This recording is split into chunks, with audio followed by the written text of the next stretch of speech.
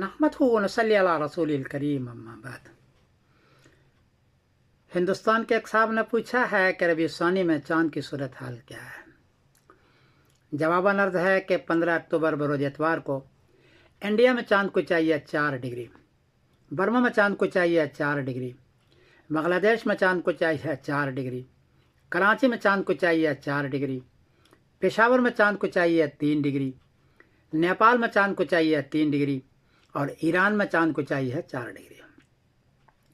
چونکہ اس خطے میں 9 ڈگری چاند نہیں ہے، 10 ڈگری بھی نہیں ہے، 4 ڈگری اور 3 ڈگری ہے، اس لیے 15 اکتوبر بروز اتوار کو انڈیا پاکستان وغیرہ میں چاند نظر نہیں آئے گا۔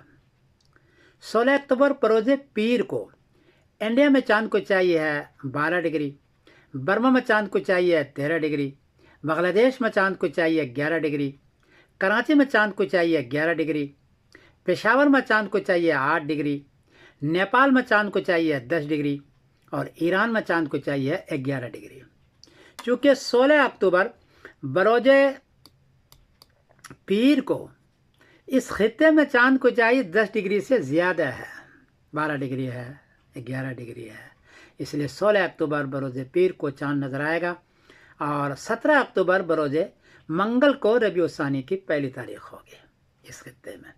تو 16 اکتوبر بروز پیر کو نظر آئے گا، 17 اکتوبر بروز منگل کو ربیع الثانی کی پہلی تاریخ ہوگی انشاءاللہ العزیز، ایسا ہی ہوگا انشاءاللہ۔ میں سمیر الدین قاسمی بول رہا ہوں مانچسٹر انگلینڈ سے۔ السلام علیکم ورحمۃ اللہ وبرکاتہ۔